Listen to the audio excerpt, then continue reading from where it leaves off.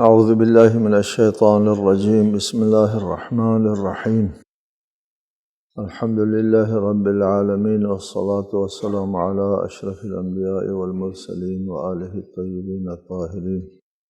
أعوذ بالله من الشيطان الرجيم.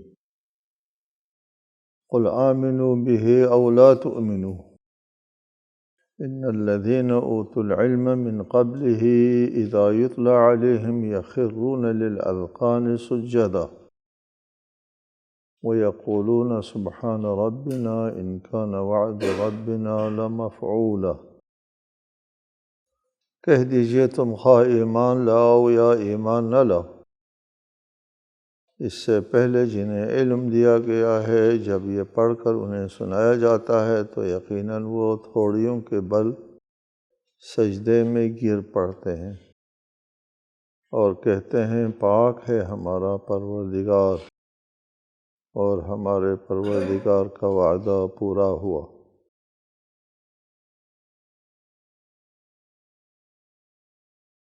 ارشاد فرمایا جو لوگ ایمان نہیں لے آتے اور اس قرآن کی دعوت کو مسترد کرتے ہیں، ان سے خطاب ہے تم ایمان لے آؤ ایمان نہ لے آؤ۔ تمہارا ایمان لے آنا، تمہارا ایمان نہ لانا، اسلام کی اس تحریک کے اوپر کوئی اس کا اثر نہیں ہوگا۔ ایمان لے آنا خود تمہارے فائدے میں ہے، ایمان نہ لانے کا اثر جو ہے خود تمہارے خلاف۔ اس تحریک کے اوپر کوئی اس کا اثر نہیں ہوگا چند لوگوں کے ایمان لانے نہ لانے سے۔ یہ تحریک چونکہ فطری تقاضوں کے مطابق ہے، جن کی فطرت زندہ ہے ان کے اوپر اثر انداز ہوتی ہے یہ تحریک، اور وہ ایمان لے آتے ہیں۔ جب ایمان لے آنے والوں کی ایک تعداد ہو جاتی ہے اور ایمان لے آتے ہیں، یہ دلیل ہے کہ اس تحریک کو، اس سے دعوت کو پذیرائی ملتی ہے۔ اصل میں بات یہ ہے نا کہ پہلے بھی بتایا ہے آپ کو کہ خدا پرستی انسان کی فطرت کے اندر ودیعت ہے، تمام انسان کے اندر، کوئی خاص فرقے یا کوئی خاص علاقے کے لوگوں کے ساتھ مخصوص نہیں ہے۔ فطری باتیں تمام انسانوں میں یکساں ہوتی ہیں۔ خدا پرستی جو ہے تمام انسانوں کے اندر ودیعت فرمائی ہے۔ پھر بیرونی جو عوامل ہوتے ہیں، تربیت ہے، ماحول ہے،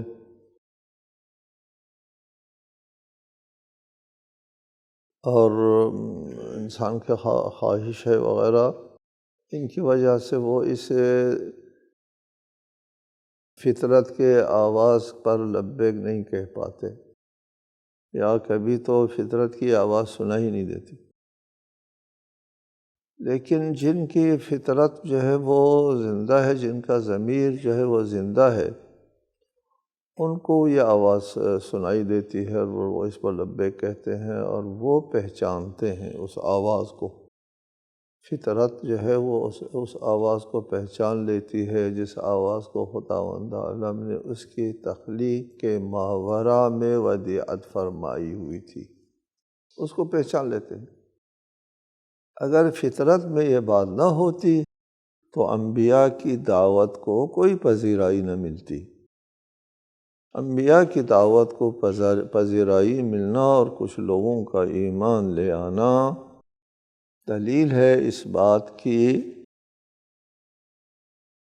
کہ یہ ایک فطری امر ہے، اور تمہارا ایمان نہ لے آنا جو ہے اس کے لیے کوئی مضر نہیں ہے۔ قل آمنوا به أو لا تؤمنوا إن الذين أوتوا العلم من قبله إذا يتلى عليهم يخرون للأذقان سجدا۔ اس قرآن سے پہلے، من قبل ہی، اس قرآن سے پہلے جن لوگوں کو علم دیا گیا تھا، ان کو پتہ تھا کہ انبیاء کا ایک تسلسل ہے، ایک سلسلہ ہے، وہ سلسلہ جو ہے اس نبی کے اوپر ختم ہونا ہے اور اس نبی نے آنا ہے، ان کو علم تھا۔ ان پر جن کو یہ علم حاصل ہے اور ان کی فطرت کے اوپر پردے پڑے ہوئے نہیں ہوتے، ان پر جب یہ قرآن کی آیات جو ہے وہ پڑھ کر سنائی جاتی ہے تو وہ تھوڑیوں کے بل گرتے ہیں زمین پر۔ انسان کا منہ جب زمین پر گرتا ہے تو سب سے پہلے یہ تھوڑی جو ہے زمین پر لگتی ہے اور پھر پیشانی، یعنی ایک اضطراری حالت بیان ہو رہی ہے کہ جب اللہ تعالیٰ کی آیات جو ہے وہ پڑھ کر سنائی جاتی ہے تو وہ تھوڑی اوپر گرتے ہیں، یعنی ان کا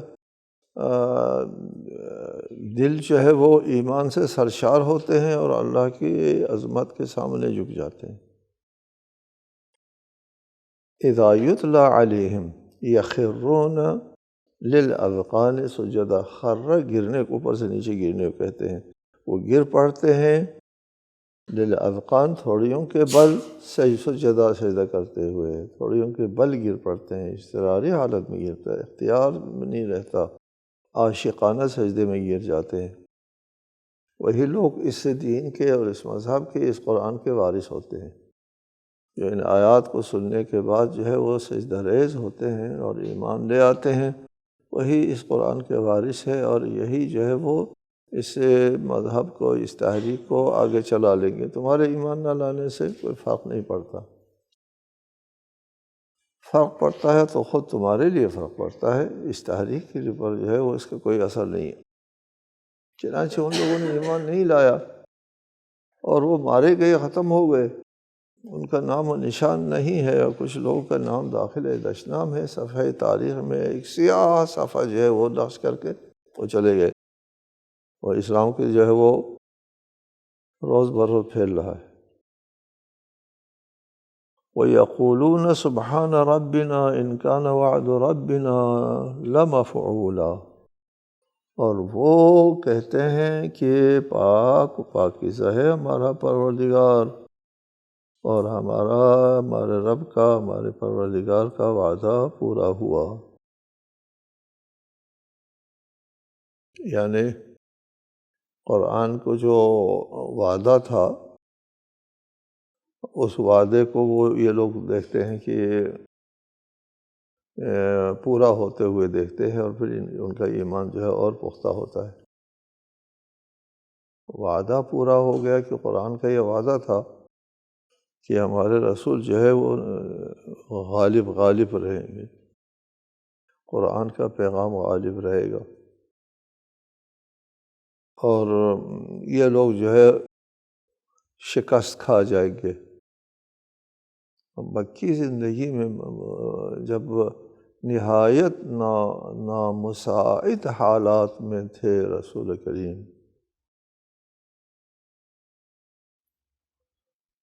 اس وقت نہایت نامساعد حالات میں فرمایا تھا کہ یہ ایک شکست خوردہ لشکر ہے، قرآن میں آیت میں ایک شکست خوردہ لشکر ہے۔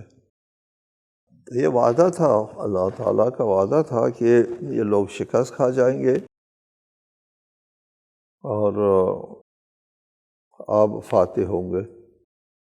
چنانچہ پچھلے انبیاء کا بھی ہمیشہ سناتے ہیں، تاریخ سناتے ہیں کہ ہمارے انبیاء ہمیشہ غالب رہے ہیں اور ان کے مقابلے آنے والی قومیں تباہ ہو گئی ہیں، اور یہ مکہ والے کہتے تھے ہم کو عاد و ثمود وغیرہ کی قصے کہانی سنا کر کے ڈرا دیتے ہیں، یعنی کب آئے گا وہ وقت جس میں ہم کو یہ عبداللہ کے یتیم ہم کو ختم کریں گے، وہ کب وقت آئے گا، مذاق اڑاتے تھے۔ یہ لوگ جو ایمان راسخ ایمان رکھتے ہیں، وہ ان کو نظر آتا ہے کہ اللہ تعالیٰ کو وعدہ تقریباً پورا ہو گیا۔ وَيَخِرُّونَ لِلْأَذْقَانِ يَبْكُونَ وَيَزِيدُهُمْ خُشُوعًا، جب دیکھتے ہیں کامیابی حاصل ہو رہی ہے، ان کے یقین پر اضافہ ہوتا ہے، تو وہ پھر سجدے میں گر جاتے ہیں تھوڑیوں کے بل، یبکون گریہ کرتے ہوئے، وَيَزِيدُهُمْ خُشُوعًا، ان کے اندر خشوع جو ہے وہ مزید زیادہ ہو جاتا ہے۔ ایمان اور یقین میں اضافہ ہونے کی وجہ سے اعضاء اور جوارح کے اوپر اس کے اثرات مترتب ہوتے ہیں۔ جتنا ایمان میں اضافہ ہوگا اتنا خضوع اور خشوع میں اضافہ ہو جائے گا، جتنے اللہ کی عظمت کی معرفت حاصل ہوگی اتنے ہی انسان جو ہے وہ کمال کے سامنے جھک جائے گا۔ جس قدر انسان کے اندر کمال ہے وہ کمال کو سمجھتا ہے، کمال کے قدروں کو سمجھنے والا جو ہے وہ کامل انسان ہے، اور کمال کو سمجھنے والا کمال کے سامنے جھکتا ہے۔ کمال کے سامنے جھکنا فضیلت ہے، کمال کے سامنے اکڑ جانا جو ہے یہ بدخصلت ہونے کی علامت ہے، کمال کے سامنے اکڑ جانا۔ تو جب ان کے ایمان میں اضافہ ہو جاتا ہے، اللہ تعالیٰ کے کمال کی معرفت حاصل ہوتی ہے، تو یہ جھک جاتے ہیں۔ آگے فرمایا قُلِ ادْعُوا اللَّهَ أَوِ ادْعُوا الرَّحْمَٰنَ أَيَّمَّا تَدْعُوا فَلَهُ الْأَسْمَاءُ الْحُسْنَى وَلَا تَجْهَرْ بِصَلَاتِكَ وَلَا تُخَافِتْ بِهَا وَابْتَغِ بَيْنَ ذَلِكَ سَبِيلًا، کہہ دیجیے اللہ کو اللہ کہہ کر پکارو یا رحمان کہہ کر پکارو، جس نام سے بھی پکارو اس کے سب نام اچھے ہیں، اور آپ اپنی نماز نہ بلند آواز سے پڑھیں نہ بہت آہستہ، بلکہ درمیانی راستہ اختیار کریں۔ قُلِ ادْعُوا اللَّهَ أَوِ ادْعُوا الرَّحْمَٰنَ، اللہ کر کے پکارو یا رحمان کر کے پکارو، بات ایک ہے۔ رسالۃ مآب جب دعا کرتے تھے یا اللہ یا رحمان کہتے تھے، مشرکین لفظ اللہ سے مانوس تھے لیکن لفظ رحمان سے مانوس نہیں تھے، تو کہنے لگے ہم کو کہتے ہیں ایک خدا کو پکارو، خود دو خداؤں کو پکارتا ہے، ایک اللہ کو اور ایک رحمان کو، دو خداؤں کو پکارتا ہے۔ اس پر یہ آیت نازل ہوتی ہے کہ یہ دونوں اللہ تعالیٰ کے اسماء حسنیٰ ہیں، دونوں سے مراد ایک ذات ہے، دو نہیں ہے، اللہ کہہ کے پکارو اور رحمان کہہ کے پکارو۔ فَلِلَّهِ الْأَسْمَاءُ الْحُسْنَى، اللہ کے احسن بہتر خوبصورت اسماء ہوتے ہیں اللہ تعالیٰ کے۔ لہٰذا یہاں پر رحمان اور اللہ تعالیٰ کے مخصوص اسماء میں سے ہے، کسی غیر اللہ کے لیے یہ دونوں لفظ کہنا جائز نہیں اور درست نہیں ہے، ٹھیک ہے۔ لیکن ہمارے معاشرے میں جن کا نام عبد الرحمن ہوتا ہے تو اس کو رحمان کر کے پکارتے ہیں، اور رحمان کر کے پکارتے ہیں، جائز نہیں ہے رحمان کر کے پکارنا۔ جیسے کسی کا نام عبداللہ ہے تو اے اللہ کر کے پکارنا جائز ہے نہیں، یہ عبداللہ نام ہے تو اے اللہ کر کے او اللہ ادھر آؤ نہیں کہہ سکتے، یہ جسارت ہے اللہ کی شان میں، اس سے کہنا او اللہ ادھر آؤ، عیناً اسی طرح او رحمان ادھر آؤ یہ کام کرو، جائز نہیں ہے، حرام ہے، اہانت ہے، گستاخی ہے، شان خداوندی میں، اس کا ہمارے معاشرے میں اصلاً لحاظ نہیں رکھا جاتا، اور بہت سوں کا نام، شخصیتوں کا بھی نام ہے صرف رحمان کے نام سے پکارا جاتا ہے، اور جائز نہیں ہے، یہ اس سے حرام ہے، جائز نہیں ہے کسی کو لفظ رحمان کے ساتھ پکارنا۔ باقی رحیم اللہ کے ساتھ مخصوص نہیں ہے، کوئی غفور کہہ دے، کوئی شکور کہہ دے، وہ اللہ کے ساتھ مخصوص نہیں ہے، بندوں کے ساتھ بھی ہو سکتا ہے، لیکن اللہ اور رحمان بندے کے لیے نہیں ہو سکتا۔ رحمان کر کے غیر اللہ کو نہیں پکارا جاتا، اللہ کر کے نہیں پکارا جاتا۔ ایما تدعو، جس سے بھی پکارو اللہ تعالیٰ کی ذات مراد ہے، فلہ الاسماء الحسنی، اللہ تعالیٰ کے لیے اسماء حسنی موجود ہے۔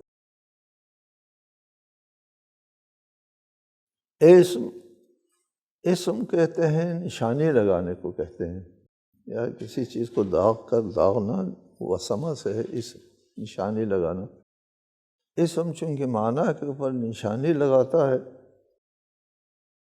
اور اسم سے معنی ذہن میں آتا ہے، اسم سے معنی ذہن میں آتا ہے، یا دوسرے لفظوں میں لفظ سے معنی ذہن میں آتا ہے۔ کب آتا ہے؟ جب لفظ اور معنی کے درمیان میں ایک رشتہ بنتا ہے، وہ رشتہ جتنا مضبوط ہوگا اتنا ہی معنی کا اثر لفظ کے اوپر آئے گا، اتنا ہی معنی کا اثر لفظ کے اوپر آئے گا۔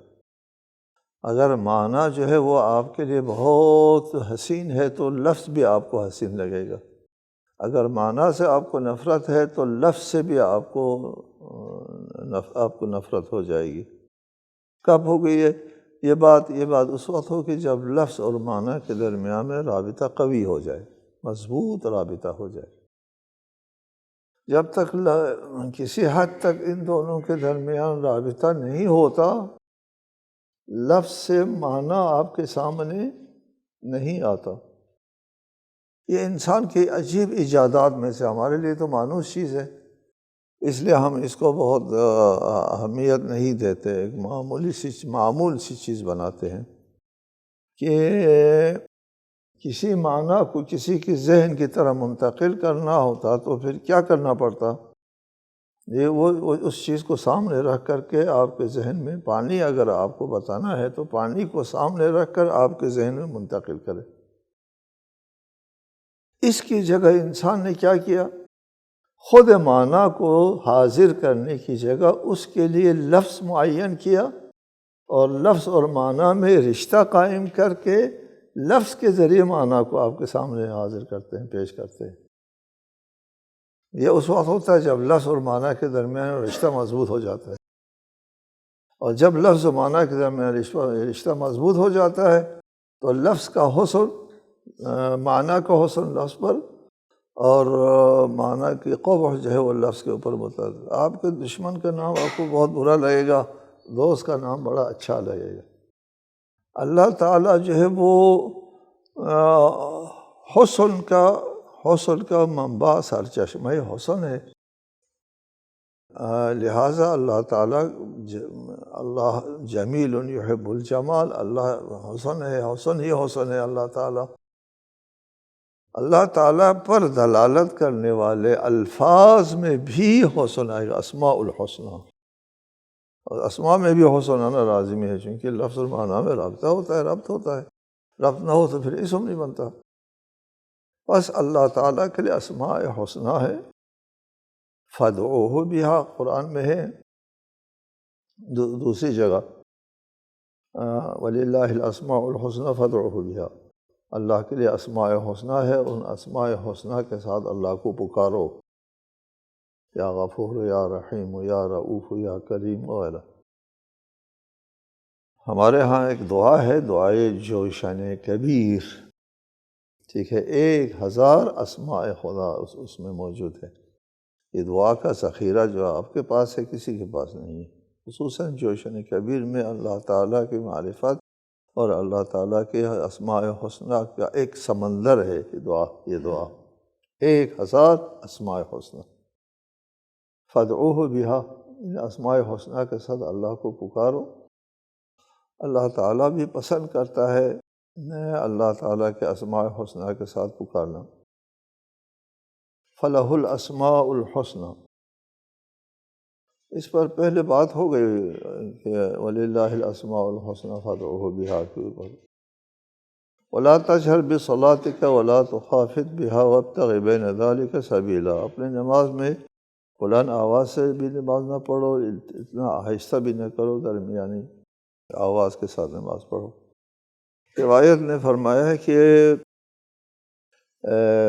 نماز پڑھنا ہے تو آواز بہت زیادہ اونچی نہیں ہونا چاہیے، کہ معمول سے زیادہ اونچی آواز میں نماز پڑھنا جو ہے یہ آداب نماز اور بندگی کے خلاف ہے، اونچی آواز میں بات کرنا۔ اور اتنا آہستہ بھی نہ کرو کہ آپ کو خود بھی سنائی نہ دے،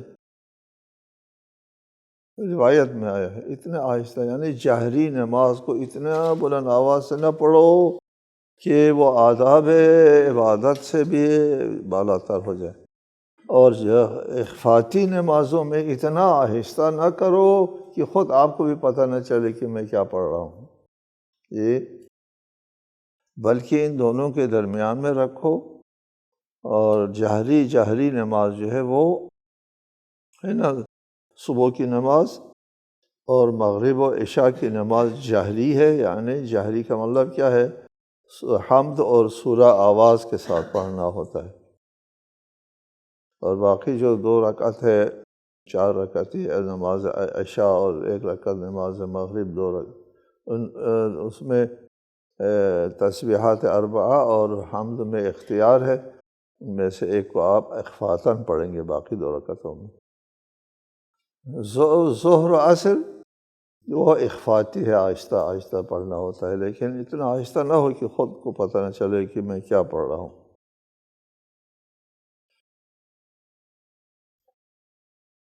وَقُلِ الْحَمْدُ لِلَّهِ الَّذِي لَمْ يَتَّخِذْ وَلَدًا وَلَمْ يَكُنْ لَهُ شَرِيكٌ فِي الْمُلْكِ وَلَمْ يَكُنْ لَهُ وَلِيٌّ مِّنَ الذُّلِّ وَكَبِّرْهُ تَكْبِيرًا۔ سورہ بنی اسرائیل کی آخری آیت ہے۔ اور کہہ دیجئے ثناء کامل ہے اس اللہ کے لیے جس نے نہ کسی کو بیٹا بنایا اور نہ اس کی بادشاہی میں کوئی شریک ہے، اور نہ وہ ناتواں ہے کہ کوئی اس کی سرپرستی کرے۔ 3 چیزوں کی نفی ہے یہاں پر۔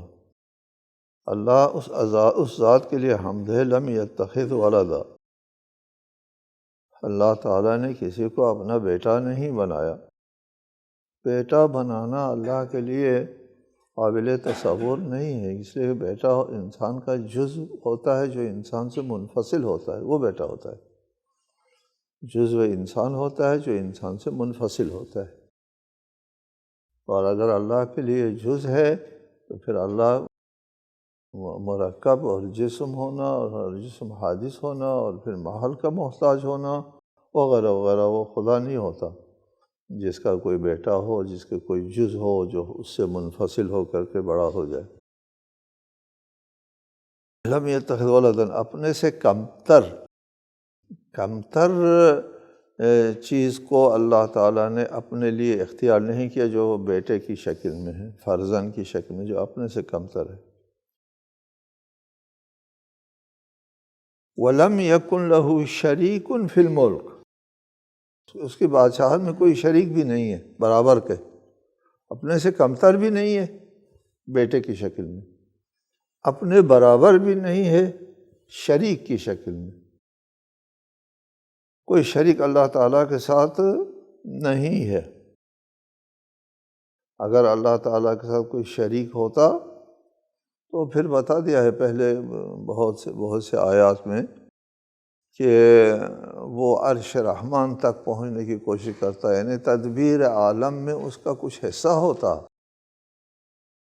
چونکہ معبود وہ ہوتا ہے جو خالق اور مدبر ہے، رب وہ ہوتا ہے جو خالق ہے اور مدبر ہے، وہ رب ہوتا ہے۔ اور جبکہ اس کائنات میں ایک ذات کی حاکمیت ہے اور ایک نظام ہے، ایک نظام چل رہا ہے، پوری کائنات کے اوپر ایک نظام حاکم ہے، نظام کی نوعیت ایک ہے۔ وحدت نظام دلیل ہے نظام دہندہ کی وحدت کے اوپر۔ نظام متعدد نہیں ہے، نظام وحدت کیسے ہے؟ نظام وحدت یہ ہے کہ کائنات کی تمام چیزیں باہم ایک دوسرے کے ساتھ ہم آہنگ ہے، ایک دوسرے کے ساتھ ہم آہنگ ہے۔ ایک سائنسداں نے کہا تھا کہ جب ہم کائنات کا مطالعہ کرتے ہیں تو ایسا لگتا ہے کہ ان تمام کائنات کی چیزوں کو بتایا گیا ہے کہ ایک انسان ہے، وہ آنے والا ہے، ہماری آمد کی خبر دے دی جا رہی تھی۔ پوری کائنات، تمام کائنات کے اجزاء باہم ہم آہنگ ہے، تمام چیزیں باہم آہنگ ہیں، کوئی چیز کسی کے ساتھ متصادم نہیں ہے۔ چوکھٹ آپ بنائیں اور اس کا پلے جو ہے میں بناؤں، وہ برابر نہیں آئے گا۔ مثلا آسمان سے دھوپ ہے، دھوپ جب سمندر کے اوپر پڑتی ہے تو سمندر کی مچھلیوں کے لیے یا سمندر کے حیات کے لیے یا پانی کے وجود کے لیے وہ صحیح نہیں ہوا، کیونکہ دھوپ بنانے والا کوئی ہے اور سمندر بنانے والا کوئی اور ہے۔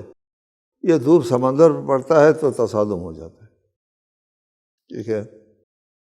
ہم دیکھتے ہیں کہ دھوپ جب سمندر پر پڑتا ہے نہ صرف تصادم نہیں ہوتا، باہم استقبال کرتا ہے اور اس کے نتیجے میں بخار اٹھتا ہے اہل ارض کی زندگی کے لیے۔